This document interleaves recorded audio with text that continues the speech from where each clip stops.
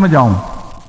और मुझे आप लोगों के बीच में से अनेकों बार प्रश्न किया कि आप सवेरे घूमने जाते हैं, क्या फीडबैक लेते हैं। मैं बताना चाहता हूं कि मैं अनेकों स्थानों पर प्रातःकाल पहले से ही जाता था, लेकिन जब से आप लोगों की नजर पड़ गई तो वो ज्यादा उसमें आ गया कि अब ये रोज मुख्यमंत्री जी जाते हैं। मैं जाने का काम ये मेरा आज का नहीं है, मैं पहले से ही जाता रहा हूं, पहले से घूमता रहा हूं। तो इस बार जब मैं टहल रहा था, एक दिन मैं तिवाड़ गांव में टहल रहा था, टेहरी में, अभी पिछले दिनों थे, आदित्य जी भी थे, वो भी थे। तो अभी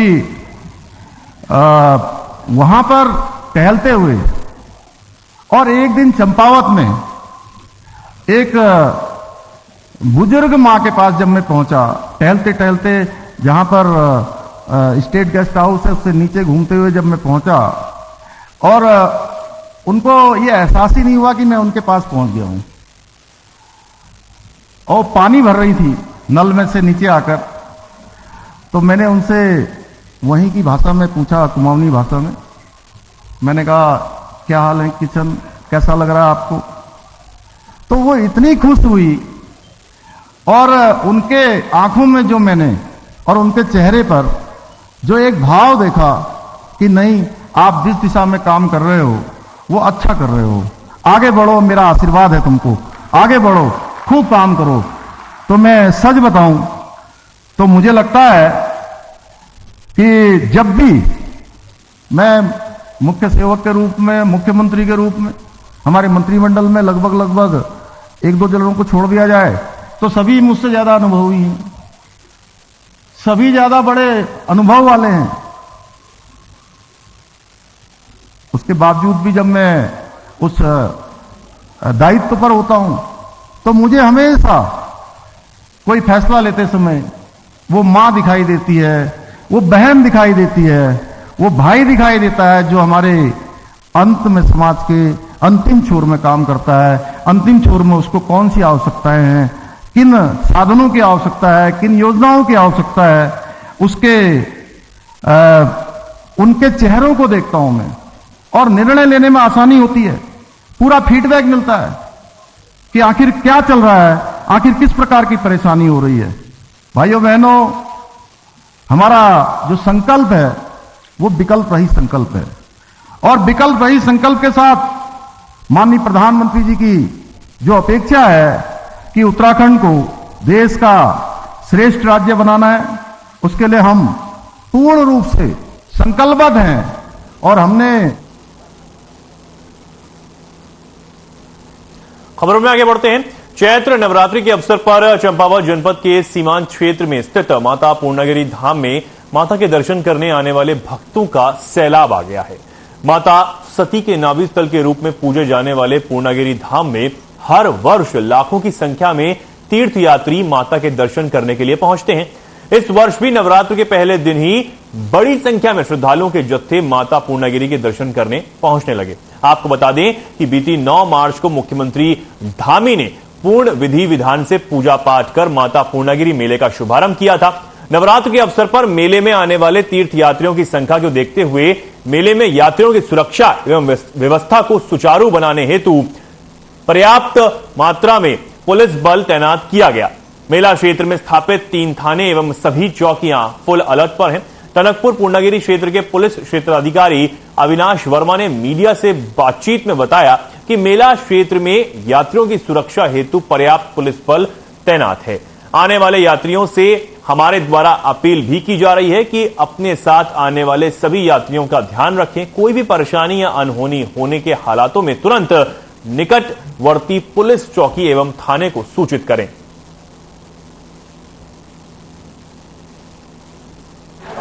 हम जैसे कन्नौज जिले से आए हैं माता रानी के दर्शन करने के लिए, तो नवरात्रि का पहला दिन है आज, तो हमें माता रानी के दर्शन में बहुत ही अच्छे ढंग से, हालांकि हमें बहुत अच्छा लगा। बहुत ही शक्ति सुना जाता है कि माता रानी में बहुत ही ज्यादा शक्ति है।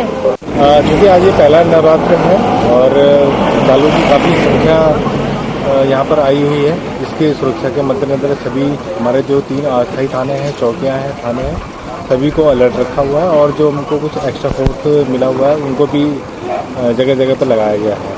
और सभी से अपील की जाती है कि अपना जितने भी साथ के लोग आए हैं उनसे जुड़े रहें और बाहर से जो भी श्रद्धालु आए हैं उनको किसी भी तरह की कोई समस्या होती है तो हमारे हेल्पलाइन नंबर पे हमारे थाने में या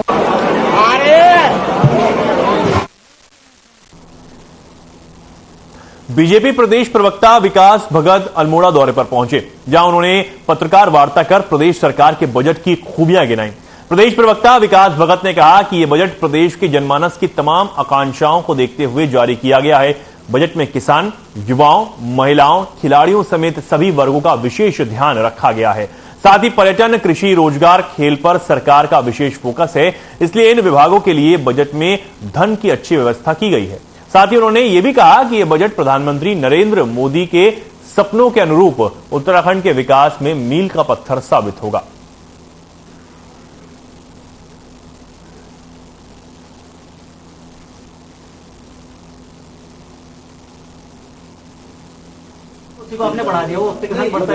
श्री पुष्कर सिंह धामी जी की सरकार द्वारा सदन में बजट प्रस्तुत किया गया। लगभग 70,000 करोड़ रुपए का यह बजट उत्तराखंड के जनमानस की तमाम आकांक्षाओं को पूर्ण करने के लिए सदन में पेश किया गया, जिसमें किसान का, युवा का, खिलाड़ी का, सभी वर्गों का विशेष ध्यान रखा गया, महिलाओं का। और विभिन्न विभागों में जैसे पर्यटन है, कृषि है, रोजगार का विषय है, खेल का विषय है, तमाम ऐसे विषय हैं जिन पर सरकार ने धन की अच्छी व्यवस्था की है।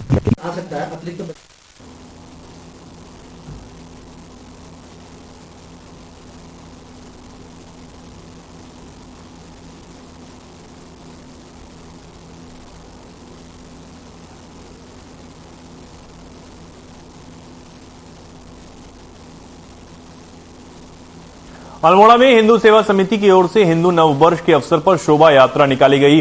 सिद्ध नौला पलटन बाजार से इस यात्रा का आगाज हुआ, जो मुख्य बाजार होते हुए नंदा देवी मंदिर पहुंची।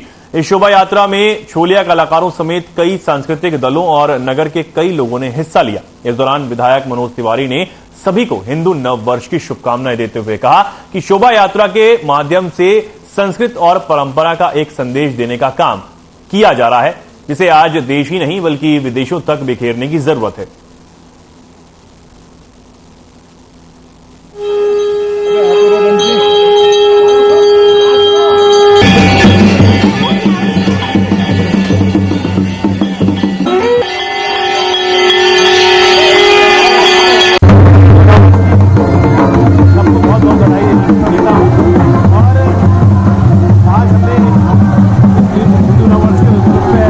यात्रा निकाली है और इसके माध्यम से संदेश देने का प्रयास किया है कि जो हमारी भारत राष्ट्र की जो गौरवशाली परंपरा है उसको संरक्षित करने की, उसको संरक्षित करने की आवश्यकता है।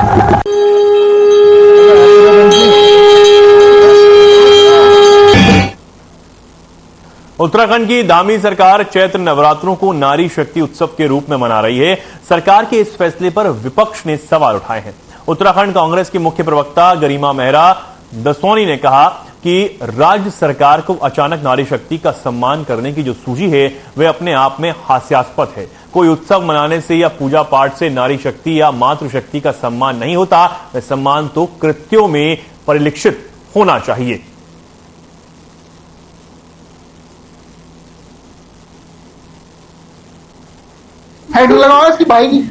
आज 6 साल इनको सत्ता पर काबिज हुए हो गए हैं, अचानक इनको नारी शक्ति सम्मान करने की सूझी है और नवरात्र को जोर शोर से मनाने की सूझी है और सरकारी कार्यक्रम इन्होंने दे डाला।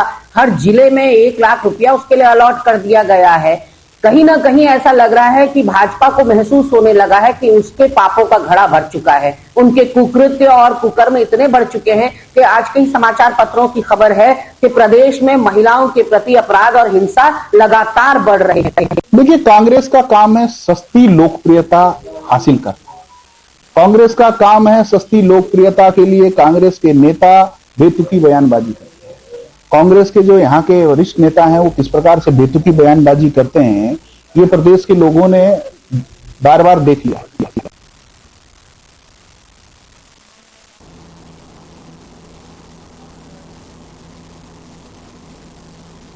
मुख्यमंत्री पुष्कर सिंह धामी ने सचिवालय में खेल विश्वविद्यालय के संबंध में अधिकारियों के साथ बैठक की। खेल विश्वविद्यालय के लिए अवस्थापना सुविधाओं के विकास के साथ ही खेल और आवश्यक शैक्षणिक गतिविधियों के लिए विशेषज्ञों के सुझाव लिए। विशेषज्ञों के सुझाव के आधार पर खेल विश्वविद्यालय की स्थापना के संबंध में अग्रिम आवश्यक कार्रवाई की जाए। हल्द्वानी स्थित खेल मैदान का बेहतर तरीके से उपयोग हो सके, इसके लिए हल्द्वानी में भी खेल विश्वविद्यालय की स्थापना के लिए संभावनाएं तलाशी जाएं। इसके लिए आवश्यक अतिरिक्त भूमि की व्यवस्था भी हो। साथ ही उन्होंने ध्यान देने के लिए भी कहा है। बैठक में खेल मंत्री रेखा आर्या, मुख्य सचिव डॉक्टर एस संधू, अपर मुख्य सचिव राधा रतुड़ी समेत कई लोग मौजूद रहे।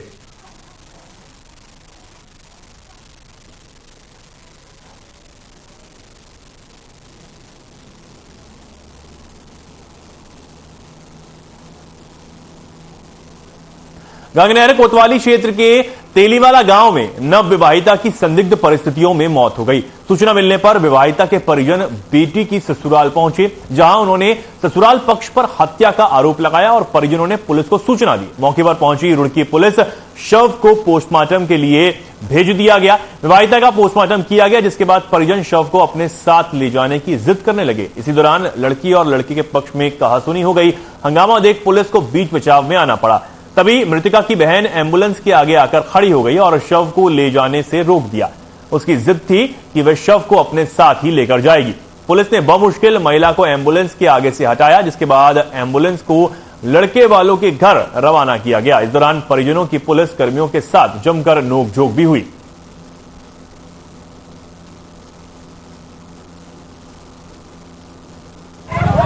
वाले का मामला मेरी बहन थी, मैंने पाली थी, पोसती थी, सब काम मैंने करा, उसकी शादी भी मैंने करी। इन्होंने मेरी बहन को मुझे मरने की खबर भी नहीं दी, किसी और से मुझे खबर मिली है, इनसे लोगों से मुझे खबर नहीं मिली। ये बताओ, मैं कल से यहाँ पड़ी हूँ, मुझे कोई इंसाफ नहीं मिला इन लोगों से। लोग रिश्वत गरीबों का यहाँ के रिश्वत लेकर काम करते हैं। देखो मेरे साथ हत्यापाई यहाँ भी करी है, पुलिस के सामने इन्होंने भी कुछ नहीं करा, मेरे खिलाफ कार्रवाई कुछ नहीं करी इन्होंने। ये बताओ क्या होगा, मुझे इंसाफ मिलना चाहिए।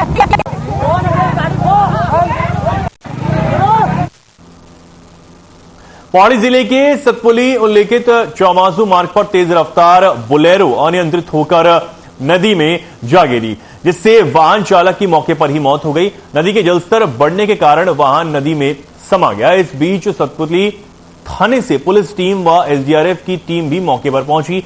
आमजन की मदद से वाहन सवार दोनों युवकों को किसी तरह बाहर निकाला गया। जानकारी देते हुए सीओ सदर पौड़ी प्रेमलाल टमटा ने बताया कि दुर्घटना में चेतन की मौके पर ही मौत हो गई, जबकि अरविंद गंभीर रूप से घायल बताया जा रहा है, जिसकी उपचार के लिए चमौली सैण स्थित हंस चिकित्सालय में भर्ती करवा दिया गया है।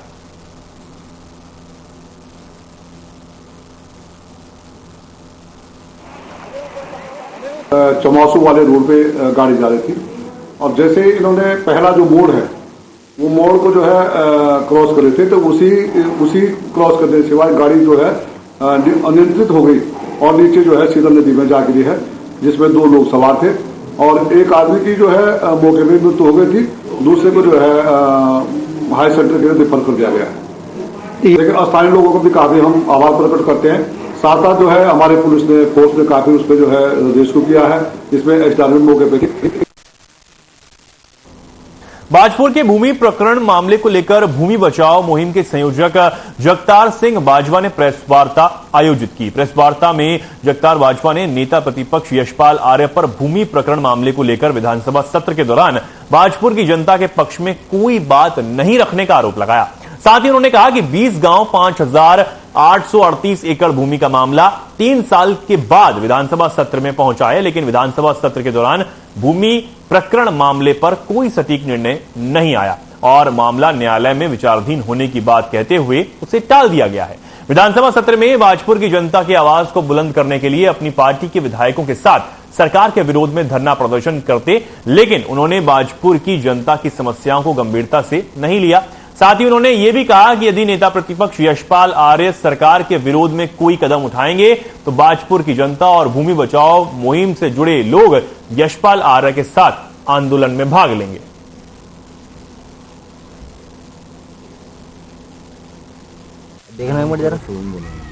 देखिए, मैं स्पष्ट यही कहना चाहता हूं कि 3 वर्ष बाद बाजीपुर के लोगों की आवाज़ विधानसभा तक पहुंची। यहाँ के जनप्रतिनिधि कितने फास्ट तरीके से लोगों की समस्या को सुनते हैं ये समझिए। और 3 बार यहाँ जिताया हो जिस जनप्रतिनिधि को, और तीनों बार वो मंत्री रहे हों, इस समय भी अगर नेता प्रतिपक्ष हैं तो उनके पास सरकार का दायित्व है नेता प्रतिपक्ष के रूप में। तो अब मेरा सिर्फ कहना इतना है कि 3 साल बाद आपने विधानसभा में इस मुद्दे को उठाया और सरकार ने ये जवाब दे दिया कि साहब ये तो न्यायालय में विचाराधीन है, और आप चुप करके बैठ गए। इसके आगे की रणनीति बताइए बाजीपुर के लोगों को कि ये मसला कैसे हल होना है। बाजीपुर के लोग अगर गए हैं न्यायालय में तो तब गए जब आपके निकम्मेपन की वजह से, सरकार के निकम्मेपन की वजह से गए हैं, खुशी से कोई न्यायालय नहीं गया। आज सरकार घोषणा करेगी इस मसले का हल करते हैं तो जितने भी न्यायालय गए वो वापस आ जाएंगे न्यायालय से। उत्तराखंड में स्वास्थ्य सेवाओं को बेहतर बनाने के लिए स्वास्थ्य मंत्री डॉक्टर धन सिंह रावत लगातार कई बड़े दावे कर रहे हैं। स्वास्थ्य मंत्री ने कहा है कि 2024 में उत्तराखंड देश का अग्रणी राज्य बन जाएगा, जहां पर एमबीबीएस डॉक्टरों की कोई कमी नहीं होगी। स्वास्थ्य मंत्री ने कहा कि आगामी 30 मार्च से 10 अप्रैल के बीच प्रदेश में 300 एमबीबीएस डॉक्टरों को नियुक्ति देने जा रहे हैं। 171 असिस्टेंट प्रोफेसरों को जल्द ही मेडिकल कॉलेजों में नियुक्ति पत्र देने जा रहे हैं।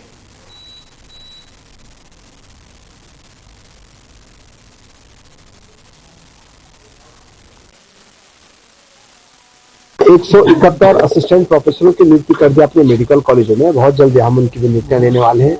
लगभग 300 से ज्यादा एमबीबीएस के डॉक्टर हमारे 30 मार्च से लेकर 10 अप्रैल के बीच हम उनको भी नियुक्तियां देने जा रहे हैं। और अब हमारे राज्य में 2024 में एमबीबीएस डॉक्टरों की कमी नहीं है।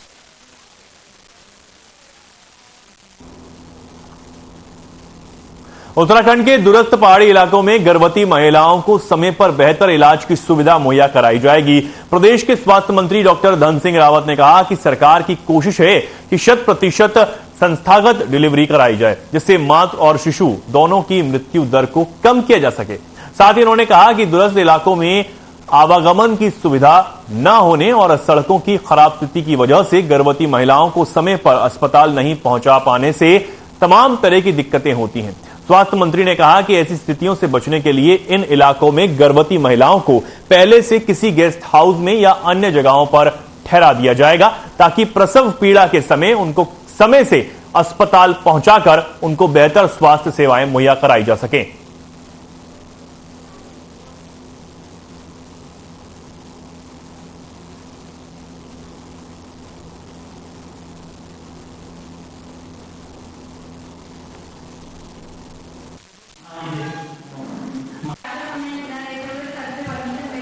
देखिए, हमारे यहाँ संस्थागत डिलीवरी अब लगभग 90% हो रही है। हमारा टारगेट यह है कि 100% हो जाए, जैसे केरल में है, साउथ के 2-3 राज्यों में है। अगर 100% अगर संस्थागत डिलीवरी हमारे राज्य में होगी तो हमारे यहाँ शिशु मृत्यु दर जो है काफी कम हो जाएगी। एक हम ये भी कर रहे हैं इस बार कि गर्भवती महिलाओं को कई बार क्या होता है कि गांव में सड़क नहीं रहती है, अचानक प्रसव पीड़ा होती है तो उनको वहां से हॉस्पिटल लाना एक बड़ा क्रिटिकल काम हो जाता है। अब हम ये कर रहे हैं।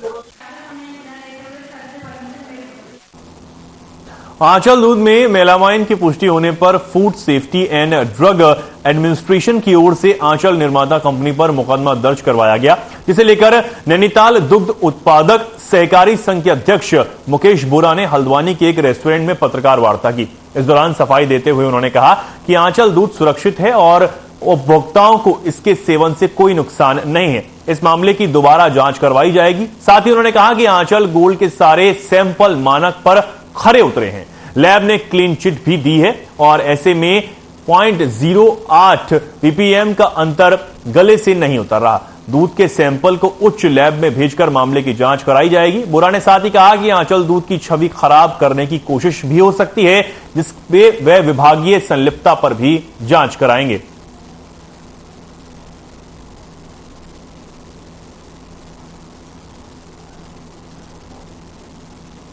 रिपोर्ट से संतुष्ट नहीं उपभोक्ताओं में और आम जनमानस में आए। ये सर्वप्रथम तो मैं आप सबको नवरात्र और नव संवत्सर की आप सबके माध्यम से पूरे प्रदेश के दुग्ध उत्पादकों और उपभोक्ताओं को बधाई देता हूं। और जैसा कि आप जानते हैं कि उत्तराखंड का आंचल ब्रांड निरंतर लोकप्रिय हो रहा है और उपभोक्ताओं के बीच में अपनी निरंतर साथ बना रहा है। कल ही एक समाचार के माध्यम से एक जो खाद्य विभाग की जनवरी 2023 में 109 सैंपल जो किए थे उसमें 2 सैंपलों में अंतर आया है। उसमें एक तो है देहरादून दुखसंग जो आंचल है उसके सैंपल में मेलामाइन पॉजिटिव आया है। उस जो मेलामाइन 2.50 ppm होना चाहिए था वो 2.58 ppm आया है, यानी कि 0.08 ppm अधिक उसमें पाया गया है। तो निश्चित रूप से मैं ये कह सकता हूं कि जहां पूरे सैंपलों में फिनिश जिन चीजों से आंचल गोल्ड दूध बना है, चाहे फैट मिला है और पाउडर मिला है, उसी को उस लैब ने क्लीन चिट दी है। कल एक चैनल में न्यूज आ रही थी कि मेलामाइन जो है उसमें स्लाइटली कुछ ऊपर है देहरादून दुखसंग में जो हम दूध बनाते हैं। एक्चुअली जनवरी 2023 में वहाँ से देहरादून दुखसंग से 9 सैंपल लिए गए थे, जिसमें रॉ मिल्क भी था, क्रीम भी था, पाउडर भी था, छाछ और अन्य प्रोडक्ट थे। 9 में से 8 जो हमारे प्रोडक्ट थे उनके रिपोर्ट बिल्कुल ओके आई है। और यही नहीं, आश्चर्यजनक यह है कि उसमें जो रॉ मिल्क था, जो SMP था, उसमें मेलामाइन की मात्रा 0 दिखाई गई है।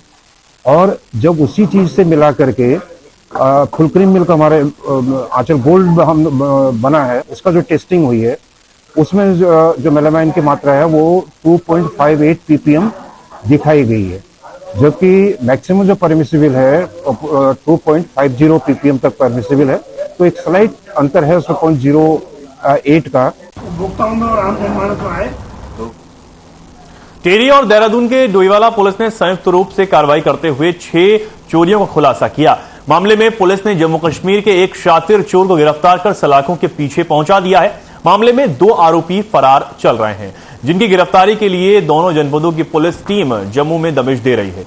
मामले का खुलासा जनपद टिहरी के SSP नवनीत भुल्लर ने किया। उन्होंने बताया कि जनपद टिहरी में 4 और जनपद देहरादून के डोईवाला क्षेत्र में 2 चोरियां हुई हैं। पुलिस ने आरोपी के कब्जे से करीब 15 लाख रुपए की ज्वेलरी बरामद की है। पकड़े गए आरोपी की पहचान बरकत अली के रूप में हुई है, जो कठुआ थाना जम्मू कश्मीर का रहने वाला है।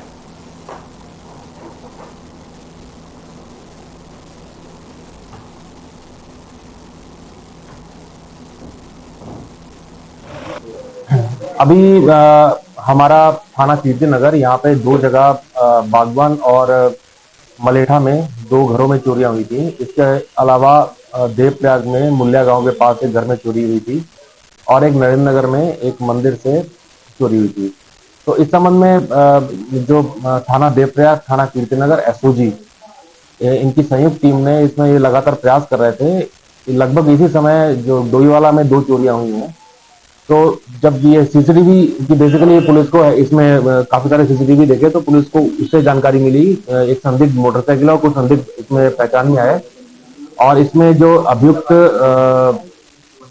जो कठुआ जनपद का है जम्मू का, वो पुलिस ने अरेस्ट किया है और उसके पास से लगभग 15 तोले सोना, 15.5 तोले सोना और 40,000 रुपए नकद जो है ये बरामद हुआ है। इसके 2 साथी अभी फरार हैं, वो भी कठुआ जनपद के रहने वाले हैं। बेसिकली ये चीड़ की लकड़ी का चिरान का कार्य करते हैं और अभी ये लगभग 15 दिन के लिए यहाँ पे आए थे और 6 चोरियों को इन्होंने अंजाम दिया और बाकी इनके जो 2 साथी उनकी तलाश हम कर रहे हैं और जल्दी उनको अरेस्ट कर लेंगे। इसके अतिरिक्त इनकी क्रिमिनल हिस्ट्री के आपराधिक इतिहास की भी जानकारी की जा रही है।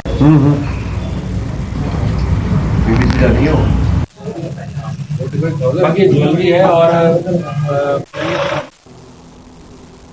पौड़ी के विश्वविद्यालय प्रतिनिधि अमन कुमार से लोक निर्माण विभाग के अधिशासी अभियंता ने अवरुद्धा करने के मामले को लेकर विधायक राजकुमार पौड़ी ने नाराजगी जताई। उन्होंने कहा कि छात्र संघ पदाधिकारी किसी भी दल या पार्टी संबंध क्यों नहीं रखते, उसके कार्यालय में आने वाले हर व्यक्ति के प्रति जनसेवा का व्यवहार हमेशा अनुकूल होना चाहिए। उन्होंने कहा कि यदि अधिशासी अभियंता छात्र संघ पदाधिकारियों के साथ अवरुद्धता की गई, इस दौरान जिलाधिकारी से बात की जाएगी। विधायक पौड़ी ने कहा कि मामला उनके संज्ञान में आया है।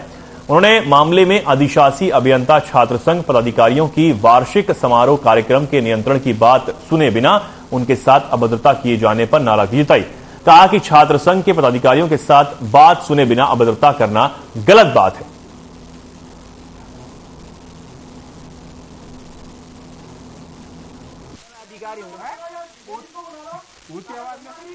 और छात्र संघ उपाध्यक्ष हम जैसे कि हमारी पूरी टीम उस दिन एक्शन साहब को निमंत्रण देने के लिए गई थी छात्र संघ उद्घाटन समारोह का, और इन्होंने मतलब हमारे साथ मतलब वहीं से बदतमीजी करी और हमें बाहर वहीं से भगाया और उल्टे शब्दों का प्रयोग किया, जिससे कि हम काफी आक्रोशित हैं और हम चाहते हैं कि इन पे सख्त से सख्त कार्रवाई हो, ताकि क्योंकि जिस प्रकार हम लोग ऐसे पदाधिकारियों के साथ ये ऐसा व्यवहार कर रहे हैं, तो जो आम जनता या फिर आम आदमी जो भी इनके यहाँ जाता होगा तो उसके साथ ये कैसा व्यवहार करते हैं आप खुद ही सोच सकते हैं। इस संबंध में मुझे कोई जानकारी नहीं थी, लेकिन आपके माध्यम से मुझे पता लगा, और यदि अधिकारी ने इस तरह के अशब्दों का प्रयोग किया है आम जनता के लिए, पौड़ी के लोगों के लिए, तो ये वास्तव में एक बड़ी गलत बात है और अधिकारी को इस तरह के शब्दों का प्रयोग नहीं करना चाहिए।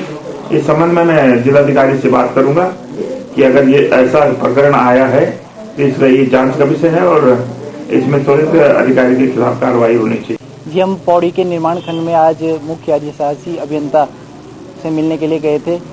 हमारा उद्देश्य यह था कि हमारा 25 तारीख को होने वाला छात्र संघ का जो उद्घाटन समारोह है उसमें उन्हें हमने आमंत्रित करना था। मुख्य उद्देश्य हमारा यही था। जब हमारे एक साथी द्वारा उनसे पूछा गया कि सर कितना समय लगेगा, तो उनके द्वारा बदतमीजी की गई। मार्च फाइनल चल रहा है, मैं काम कर रहा हूँ, मेरे पास समय नहीं है, ऊंची आवाज़ में बात की गई। जब मेरे द्वारा ये बात सुनी गई तो मैंने उनसे प्रश्न किया कि आप किस तरीके से बात कर रहे हैं, ये आपका बात करने का तरीका एकदम सही नहीं है, आप धीरे भी बात कर सकते हैं। तो मेरे साथ में उनके द्वारा थोड़ा बदतमीजी की गई। इसमें ऐसा है, छात्र संघ के जो अंकित नौटियाल जी है यहाँ पर वो आए थे, उनके पीछे 4-5 और लड़के थे। तो छात्र संघ अध्यक्ष का ये कहना था कि साहब आपसे कुछ बात करनी है। तो मैंने सर्वप्रथम तो क्योंकि हमारा ये मार्च चल रहा है तो मैंने कहा वित्तीय वर्ष की समाप्ति पर मैं अभी आप कुछ दिनों के बाद मुझे टाइम दे दें, लेकिन उनके द्वारा ये कहा गया नहीं 5-10 मिनट बात करनी है। तो मैंने ये कहा कि आप जो साथ में जो लड़के हैं उनको पीछे रखिए और आप मेरे से बात कर लीजिए। तो इतने में जो है उन्होंने ये कहा कि भाई ये लड़के यहाँ पर क्या करेंगे, ये छात्र संघ के ये है। तो इस बीच क्या हुआ कि पीछे से जो लड़के थे वो हल्ला गुल्ला करने लग गए। हल्ला गुल्ला करके जो है वो पहले तो वो कहने लगे कि यहाँ जो है तमाशा कर रखा है इन्होंने, ये कर रखा है, फलाना हमसे बात नहीं कर रहा है।